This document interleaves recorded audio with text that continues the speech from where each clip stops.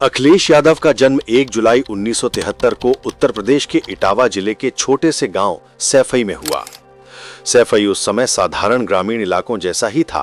कच्चे रास्ते, खेतों से भरे दृश्य, साधारण घर और पारंपरिक परिवार। ऐसे ही माहौल में जन्मे एक बच्चे का कभी देश के सबसे बड़े राज्य का मुख्यमंत्री बन जाना किसी प्रेरणादायक कहानी से कम नहीं। उनके पिता मुलायम सिंह यादव एक बेहद प्रभावशाली नेता थे और आगे चलकर भारत के रक्षा मंत्री भी बने। लेकिन राजनीतिक परिवार में जन्म लेने के बावजूद अखिलेश का बचपन चकाचौंध से दूर बिल्कुल सादगी से भरा था।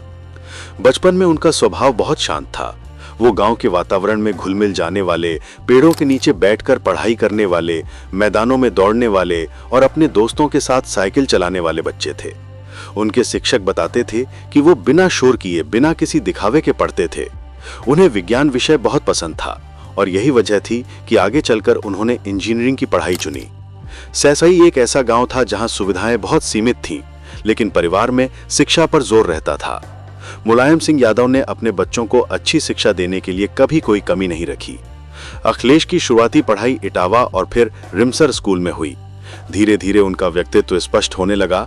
एक शांत, सोच समझकर बोलने वाला, अनुशासन पसंद करने वाला लड़का, जिसकी रुचि राजनीति से ज्यादा पढ़ाई और खेलों में थी। खेलों की बात करें तो उन्हें फुटबॉल से खास लगाव था।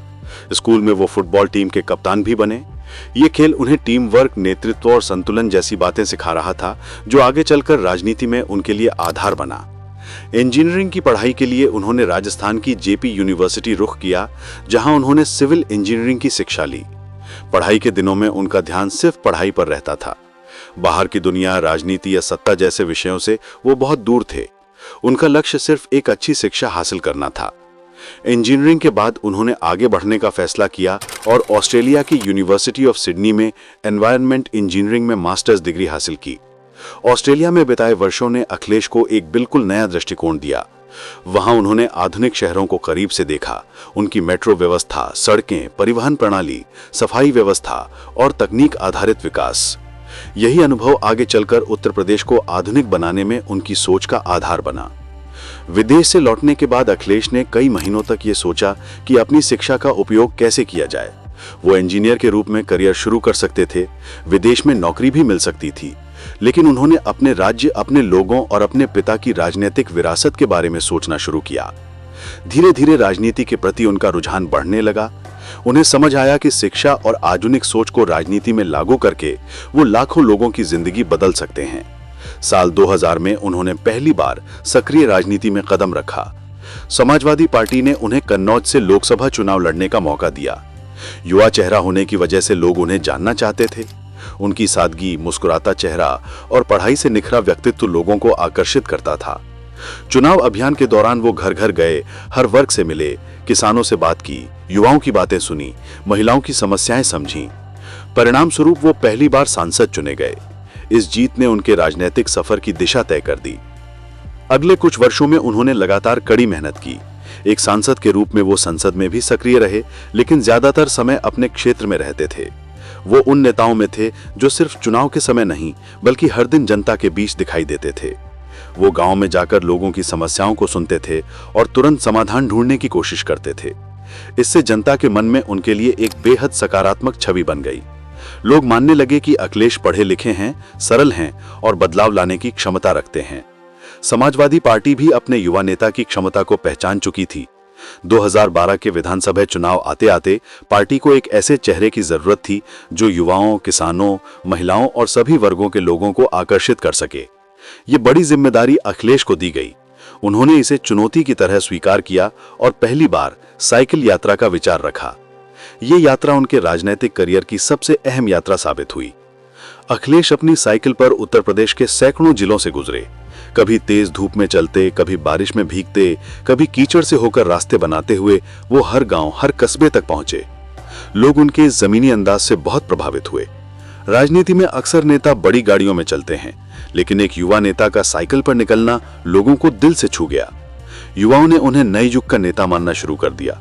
उनके भाषण सरल होते थे। विकास, शिक्षा, युवाओं के रोजगार, महिलाओं की सुरक्षा और किसानों की समस्याओं पर आधारित। वो बड़े बड़े वादे नहीं करते थे, बल्कि आसान, समझ योग्य बातें कहते थे। धीरे धीरे अखिलेश यादव पूरे उत्तर प्रदेश में छा गए। हर सभा, हर जनसभा में भारी भीड़ जुटने लगी।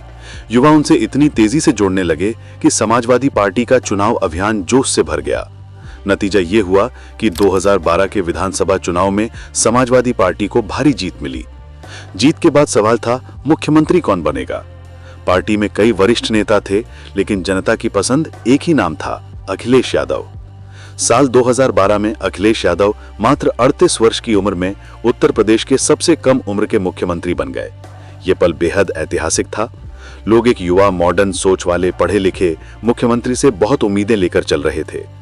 मुख्यमंत्री बनने के बाद अखिलेश ने अपने अनुभव और विदेश की पढ़ाई को लागू करने का फैसला किया। उनकी सोच साफ थी, उत्तर प्रदेश को आधुनिक बनाना है। उन्होंने कई बड़े प्रोजेक्ट शुरू किए। पहला बड़ा प्रोजेक्ट था लखनऊ मेट्रो। जब यूपी में मेट्रो की बात चलती थी, लोग मजाक उड़ाते थे कि यूपी इतना पिछड़ा है कि यहां मेट्रो कैसे चलेगी। लेकिन अखिलेश ने इसे चुनौती की तरह लिया। उन्होंने लखनऊ मेट्रो का निर्माण शुरू कराया और बेहद तेजी से काम करवाया। दूसरा बड़ा कदम था आगरा लखनऊ एक्सप्रेसवे। यह एक्सप्रेसवे सिर्फ एक सड़क नहीं था, बल्कि अखिलेश की विकास दृष्टि का प्रतीक था। इसके बनते ही आगरा से लखनऊ की दूरी कई घंटों की जगह कुछ ही समय में तय होने लगी। महिला सुरक्षा के लिए 109 हेल्पलाइन एक क्रांतिकारी कदम था।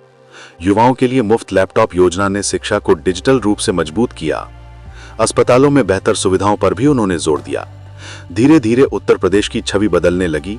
जहां पहले यूपी को सिर्फ अपराध और पिछड़ेपन के लिए जाना जाता था, वहीं अब वो युवा मुख्यमंत्री की मॉडर्न विकास योजनाओं की वजह से सुर्खियों में आने लगा। इतना बड़ा प्रदेश, इतनी जिम्मेदारियां, और फिर भी अखिलेश का सादा भरा स्वभाव वही रहा। वो अक्सर आम नागरिकों से मिलते, बच्चों से बात करते, स्कूलों का दौरा करते और गांव में जाकर काम की निगरानी करते।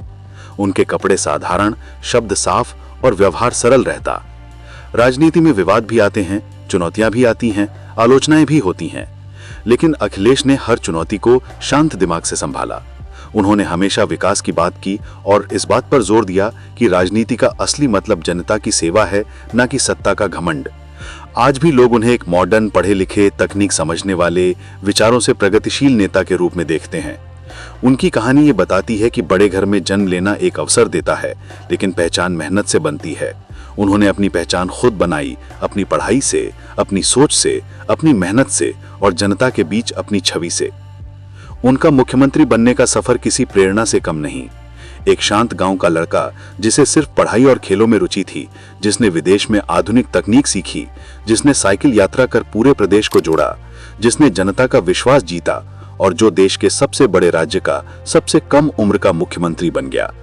ये कहानी उन सभी युवाओं के लिए प्रेरणा है जो बड़े सपने देखते हैं। अगर आपको ये वीडियो पसंद आया हो तो कृपया लाइक करें, चैनल को सब्सक्राइब करें और अपने दोस्तों के साथ शेयर करना ना भूलें। आपका हर एक लाइक और शेयर हमें और भी बेहतर कंटेंट बनाने की प्रेरणा देता है। धन्यवाद।